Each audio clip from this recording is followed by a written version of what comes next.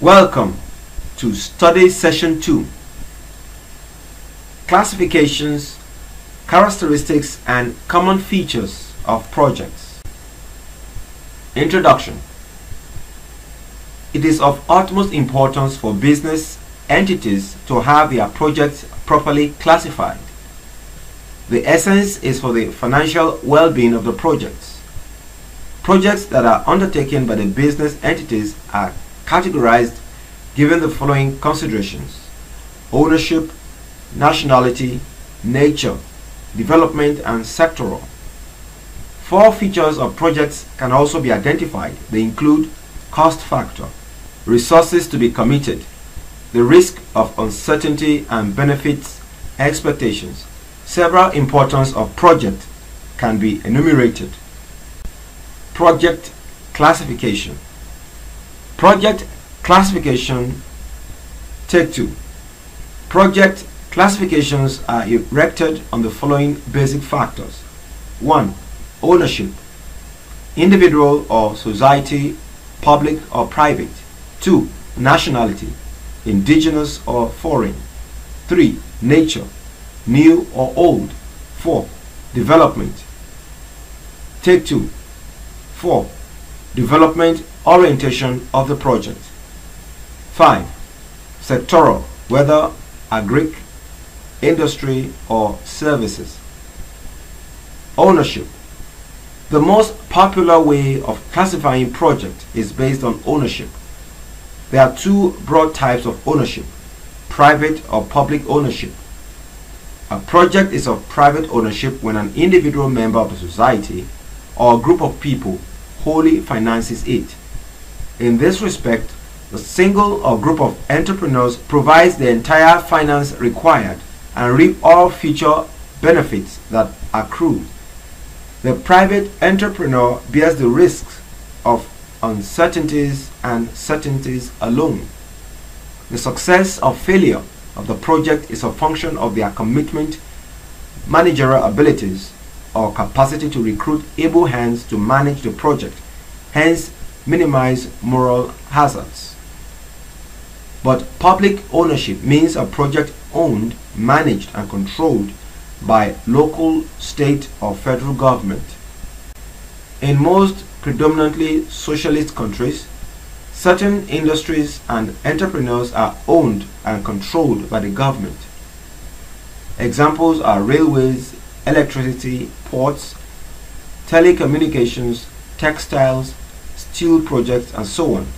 Some of these are regarded as public utilities and some as investment corporations. The general belief is that if some of these enterprises are left in the hands of private investors, they may not be adequately financed, or rather be highly priced out of the reach of the poor segment of the population. Whereas the concern of the individual is establishing a project is commercial profitability, the government is obligated constitutionally to focus on social welfare using the resources at its disposal, including the outputs of the enterprises mentioned above. Thus, a project owned by the state might be commercially unprofitable to the government, but socially viable if it improves the welfare of the society. Nationality.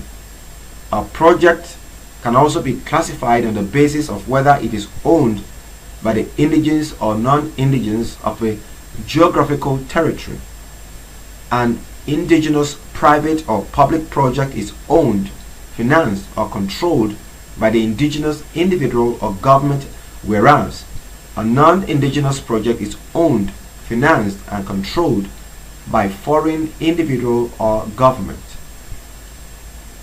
A foreign-owned project can be nationalized to become an indigenous one. A project can be jointly owned by both indigenous individual and or government. Nature. A project can be an existing one or a new type entirely. Classification in this case is designed to reflect the difference in valuation.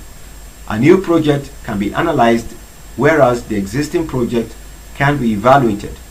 A critical analysis of the project costs and expected benefits of a new project is aimed at showing the extent to which the capital investment is justifiable on the basis of feasibility and viability. It is an assessment of the project as to its operational efficiency, technically, economically, financially, and managerially. Besides ownership, nationality, and nature, which form the methods of project classification, projects are in addition often classified to reflect the degree to which they could help to attain the development objectives of a nation. Since society combines both its abundant and scarce resources to achieve its development aspirations, a project which contains scarce resources and utilizes the abundant ones is considered socially desirable. Projects are therefore classified based on the utilization of abundant resources as development oriented, for example. In any case, the major purposes of classifying projects is to enable us handle the peculiar characteristics of public projects in which the uncertainty errors is not a component. Finally, projects can be classified in terms of sectoral needs. While the concern of the developing nation is for a faster rate of growth, it is often suggested that the development strategy should put together greater emphasis on the industry, which have stronger linkage effect than agriculture. That was when public utilities worked well in the 1970s and early 1980s in countries where the public sector has, under privatization, has been a major policy. Therefore, public utilities are a sector that has received greater attention recently more than industry. However, the need for sectoral classification of projects that stems primarily from this point of view of the state must ascertain that the project is in the right sector and that it is most deserving within the sector. Characteristics and common features of a project. The characteristics and common features of project can be explained based on the following issues. 1. Cost factor. 2. Resources to be committed. 3. The risk of uncertainty. 4. Benefits expectations. 1. Cost factors. The efficient distribution of cost and its minimization provides a distinguished characteristic of project. A project analysis should ensure that the project cannot be achieved in some less costly way. Cost minimization ensures profit maximization. Cost efficiency can be determined in various ways. The cost associated with money is interest rate. The cost associated with labor is wages. The cost associated with the use of land is rent. For example, the cost associated with money is efficiency incurred when the least cost loans are procured. When costs are not incurred, benefits cannot be reaped as future benefits are expected from a current capital or investment outlay. 2. Resources to be committed. The common feature of all projects is that each involves the commitment of economic scarce resources. For a project to be moderate, a substantial magnitude of resources has to be committed at the initial period by the investors or promoters prior to the expectation of future benefit streams. 3. Risk of uncertainty. A project involves risk of uncertainties. A change in taste or demand away from the output of a particular project can cause a decline in the sale that can result to a lower profit or even losses. The risk of uncertainty, however, is a distinguishing feature of a project. The risks involved in a project provide the justification for a thorough research and feasibility study prior to the commencement of any project to minimize the attendant risks and allocate such risks appropriately. 4. Expectation of benefits. The motive behind the establishment of any private project is the commercial profitability. For a public project, it is supposed to contribute to an increase in general welfare.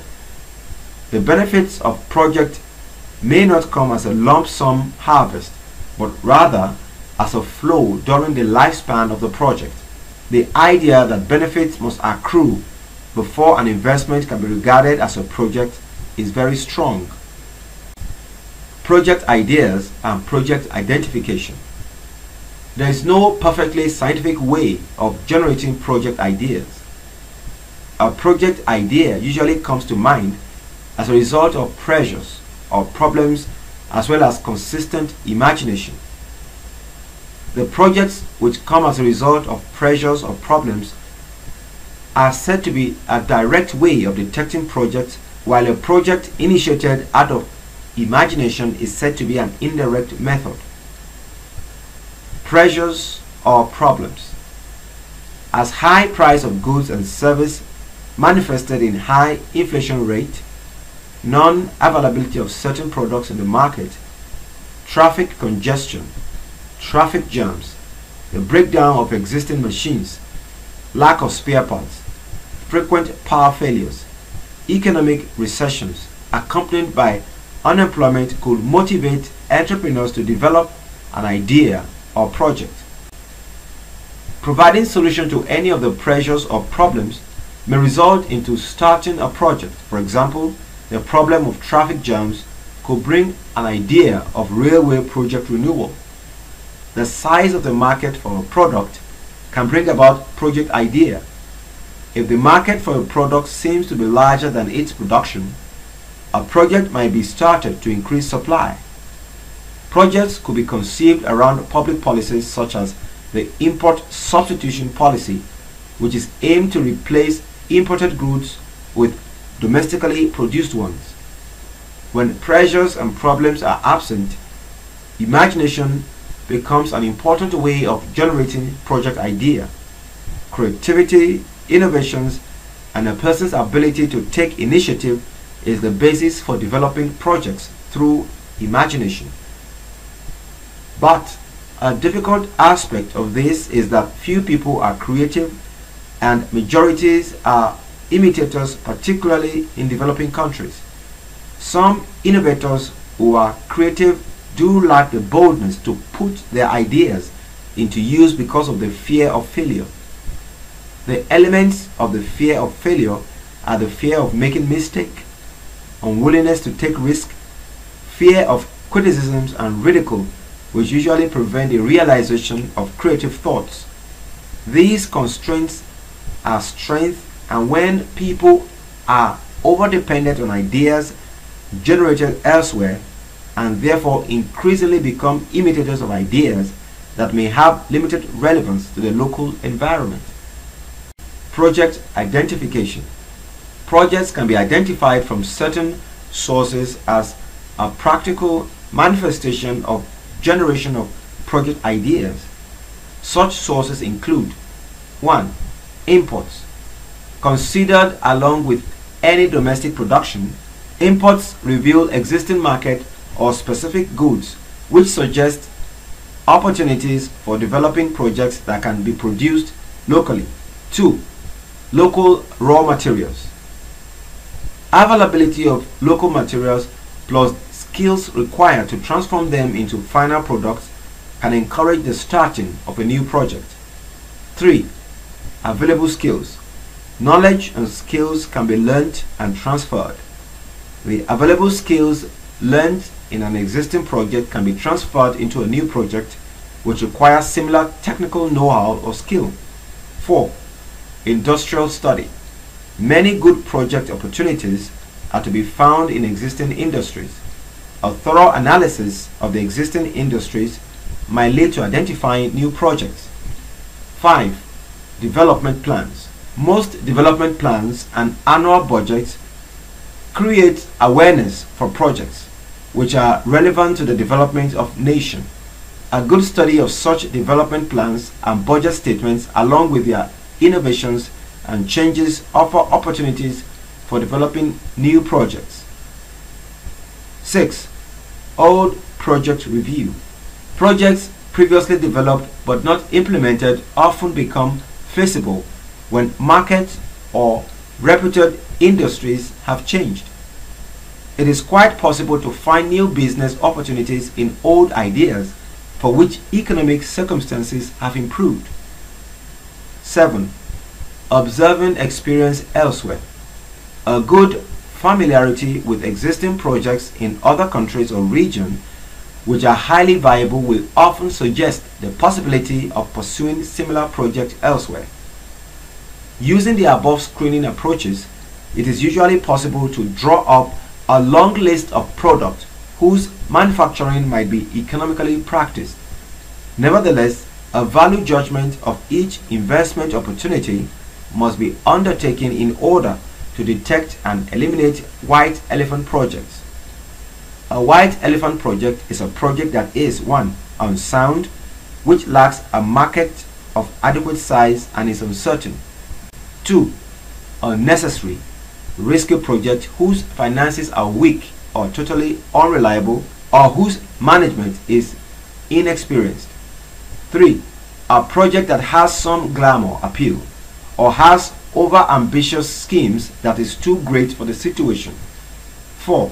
A project which is too wide for existing markets which it realistically is open to serve. 5. It is a project that is simply premature for the level of development of a country, being too demanding for the available technical managerial skills. The importance of project analysis. One single obstacle in the way of developing countries is the scarcity or lack of well-prepared and analyzed projects.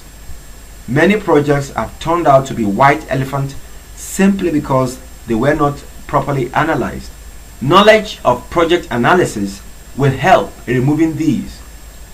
Some years ago, in the 1960s, S.P. Schatz said that the belief that a capital shortage is the effective impediment to the indigenous private investment is mistaken. That belief is just an illusion created by large false demand for capital. What really exists is not an immediate shortage of capital, but a project that is well prepared to be sufficiently profitable to attract indigenous private investors. The finding of S.P. Schatz on a shortage of viable projects was based on the record of loan recipients with special reference to the Nigerian Federal Loans Board, FLB. The FLB is a development bank which gives loans to indigenous entrepreneurs for undertaking investment in fields other than agriculture or commerce. The loans were approved subject to the commercial viability of the projects and adequate collateral security.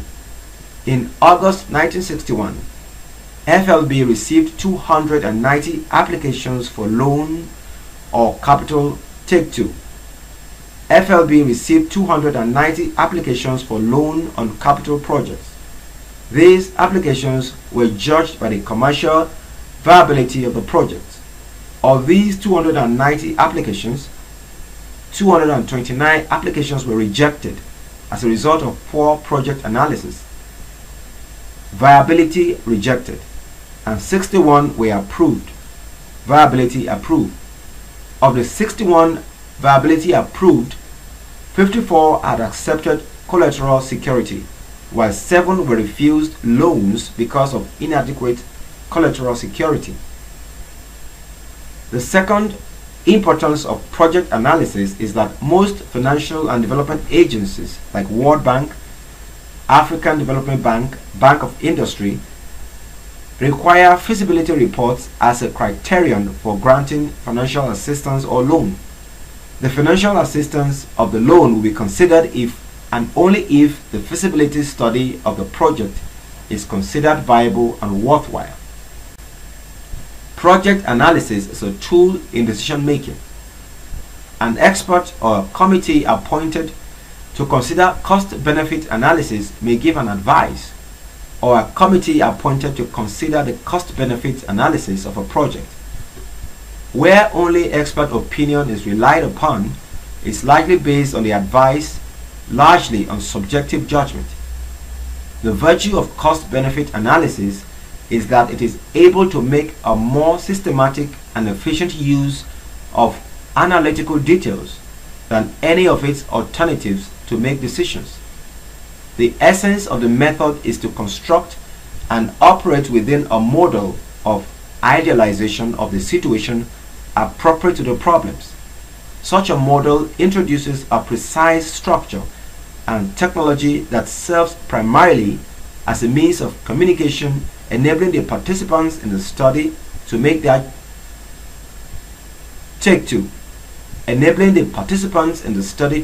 judgment in a concrete context. Through the feedback, model helps the decision makers, the analyst, and the expert to revise their earlier judgments and to arrive at a clear understanding of the problem and its context. However, the project analysis is not conducted to replace human effort, but only to provide a guide to decision making. Also, project analysis enables officials to appraise consultants' work. If the official is not well equipped with the knowledge of project analysis, they may not be able to pass reasonable and correct judgment on the project. Some ignorant consultants will simply say the project lacked thorough analysis without careful assessment of the feasibility studies. In any case, to appraise consultants' work, a good knowledge of project analysis is required. From the national viewpoint, most governments now engage in formulating coherent economic development plans as a framework for their economic development activities. The operational level of these plans is through the execution of individual projects. For example, if the plan objective is to increase the per capita income of the country, this cannot be achieved without knowledge of project analysis. Lastly, reports of project analysis may serve as a point of reference during the execution and operation stage of investment activities.